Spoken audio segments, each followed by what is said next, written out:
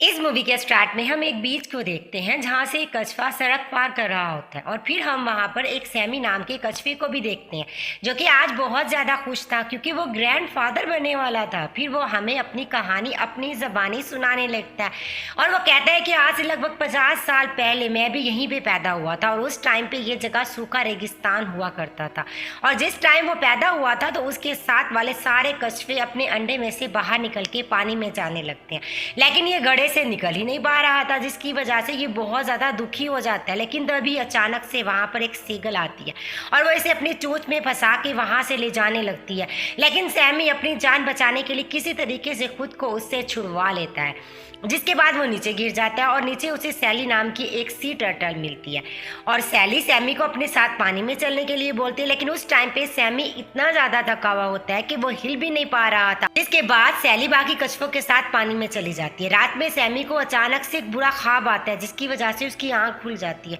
और रात में खुद को इस बीच पे अकेला पाकर सैमी बहुत ज़्यादा डर जाता है। तभी अचानक से तेज पानी की लहरें आने लगती है, सैमी भी उनके साथ पानी में बहने लगता है और वो पूरी रात समंदर के बीच में रहता है। अगली सुबह जब सैमी की आंख खुलती है तो उसे अपने सामने 3 बड़े कछुए दिखाई देते हैं, जिसके बाद सैमी पानी में जाने की कोशिश करता है, लेकिन ये सारे बड़े कछुए उसे डरा देते हैं और उसे बोलते हैं कि पानी के अंदर एक बहुत ही बड़ी शार्क मछली है जो तुम्हें जिंदा खा जाएगी, जिससे सैमी काफी ज्यादा डर जाता है। जिसके बाद उनमें से कछुआ सैमी को समझाता है कि तुम्हें कभी भी किसी की बातों में नहीं आना चाहिए और तुम्हें अपने दिल की बात मान के आगे बढ़ते रहना चाहिए। और ये बोलने के बाद वो लोग वहां से चले जाते हैं, जिसके बाद सैमी किसी तरीके से हिम्मत करके पानी के अंदर जाने की कोशिश करता है, लेकिन तभी अचानक से उस पर एक पिराना मछली हमला कर देती है। जिसके बाद सैमी ऊपर जाकर पानी के अंदर देखता है तो उसे अंदर बहुत सारे क्रिएचर नजर आते हैं, जिसे देखने के बाद वो बहुत ज्यादा डर जाते हैं। दूसरी तरफ हम एक रे नाम के कछुए को देखते हैं जो बिल्कुल सैमी की तरह ही अकेला था और वह दूसरे कछुओं के ग्रुप में शामिल होने की कोशिश करता है, लेकिन वो कछुए उसे वहां से भगा देते। उसके बाद थोड़ी देर में रे को सैमी मिलता है, वो दोनों एक दूसरे को अपनी पहचान बताते हैं, जिसके बाद उन्हें पता चल जाता है कि उन दोनों का जन्म एक ही दिन और एक ही बीच पर हुआ था और इस वजह से वो दोनों एक दूसरे को अपना भाई मानने लगते हैं। उसके बाद ये दोनों साथ में काफी ज्यादा एंजॉय करते हैं और ये दोनों मिलकर पानी के अंदर भी जाते हैं और ऐसे ही मस्ती करते हुए ये लोग आपस में काफी वक्त एक साथ गुजारते हैं। अब ये दोनों काफी ज्यादा बड़े हो चुके थे, इसलिए सैमी रे से बोलता है कि अब हम काफी ज्यादा बड़े हो गए और अब हमें अपनी अपनी पार्टनर ढूंढ लेनी चाहिए, जिससे रे सैमी से पूछता है कि तुम्हें किस तरह की पार्टनर पसंद है। सैमी उसे सैली के बारे में बताता है जिससे वो बचपन से प्यार करता था और सैमी उसे ये भी बताता है कि एक बार सैली ने मेरी जान भी बचाई, जिस पर रे उसे बोलता है कि ये ओशन काफी छोटा है और एक दिन तुम्हें तुम्हारा सच्चा प्यार जरूर मिलेगा। उसके बाद एक दिन रे सैमी को अपने दोस्त ऑक्टोपस के पास ले जाता है और वहाँ ये तीनों साथ में काफी ज्यादा मस्ती करते हैं, लेकिन तभी समंदर में वेस्ट ऑयल मिलना शुरू हो जाता है जो कि समंदर और समुद्री लोगों के लिए काफी ज्यादा नुकसानदेह था। जिसके बाद सैमी और रे बाहर पता लगाने के लिए जाते हैं और उन्हें बाहर निकलने में पता चलता है कि एक ऑयल से भरा शिप उलट गया है और यहाँ पे ये दोनों पहली बार इंसानों को देखते हैं, लेकिन किसी को नहीं पता था कि यहाँ से उन दोनों का अब बुरा वक्त शुरू हो जाएगा। ऐसे ही एक दिन ये दोनों साथ में सो रहे होते तभी अचानक से उनकी बोट टूट जाती है, जिसके बाद ये दोनों पानी में गिर जाते हैं और तभी अचानक से वहाँ पर एक बहुत बड़ा सा जाल आता है जिसमें सैमी फंस जाता है। उसके बाद रे उसे बचाने की काफ़ी कोशिश करता है, लेकिन वो खुद भी एक दूसरे जाल में फंस जाता है, जिस वजह से ये दोनों एक दूसरे से बिछड़ जाते हैं। उसके बाद जब सैमी की आँख खुलती है तो वो खुद को मछेरों की बोट पे पाता है, जिसके बाद वो वहां से निकलने की कोशिश में सामान के बीच में फंस जाता है और लगातार धूप लगने की वजह से वो वहीं पे बेहोश हो जाता है। जिसके बाद एक मछुआरा उसे देखता है और उसे उठा के पानी में फेंक देता है। पानी में भी गिरने के बाद उसे होश नहीं आता और एक डॉल्फिन उसके पास आती है, उसे होश में लाती है, जिसके बाद सैमी किसी तरीके से किनारे पे आके सो जाता है। लेकिन तभी अचानक से वहां पे 2 कपिल आते हैं और वह सैमी को उठाकर अपने साथ अपने घर ले जाते हैं। उसके बाद जब अगली सुबह सैमी की आंख खुलती है तो वो अपने सामने एक छोटी बच्ची और बिल्ली को देखता है और वो लोग सैमी को खाना भी देते हैं, लेकिन ये देखने के बाद उस बिल्ली को काफी ज्यादा गुस्सा आने लगता है। जिसके बाद वो बिल्ली सैमी को डराते हुए बोलती है कि तुम्हें इंसानों पे भरोसा नहीं करना चाहिए। रात में वो औरत अपने बच्चों को कहानी सुनाती है जहाँ सभी इकट्ठा होते हैं।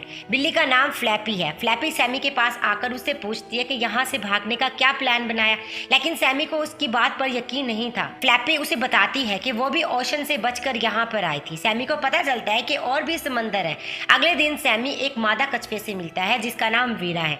वीरा भी उससे यही कहती है कि हम कैदी की तरह कैद हैं यहाँ, हम अपनी मर्जी से कहीं नहीं जा सकते, इसलिए तुम्हें भी भागने का सोचना चाहिए। वेरा कहती है कि आज़ादी तो समंदर में है। अगले दिन अचानक वेरा को समंदर में छोड़ दिया जाता है। उन्हें लगता है कि सैमी और वेरा साथ में नहीं रह सकते, लेकिन फ्लैपी सैमी से झूठ बोल दिया गया कि वेरा को इसलिए छोड़ा गया कि उसकी सेहत खराब हो गई थी, इस वजह से उसका टर्टर सूप नहीं बन सकता था। और वो कहती है कि अब वो तुम्हें इतनी आसानी से नहीं जाने देंगे। उसी रात बीच पर पुलिस आती है और सभी को वहां से निकालने लगती है। फ्लैपी सैमी से कहती है यही मौका है तुम्हारे पास भागने का। सैमी उसकी बात मानकर छुप जाता है, लेकिन सैमी अब अकेला पड़ गया और वहीं काफी दिन गुजारता है। फिर वो समंदर में चला जाता है और भूख लगने की वजह से लकड़ियों को ही खाने लगता है। तेज हवा से वो एक पनी में फंस जाता है और तभी वीरा आकर उसे बचा लेती है।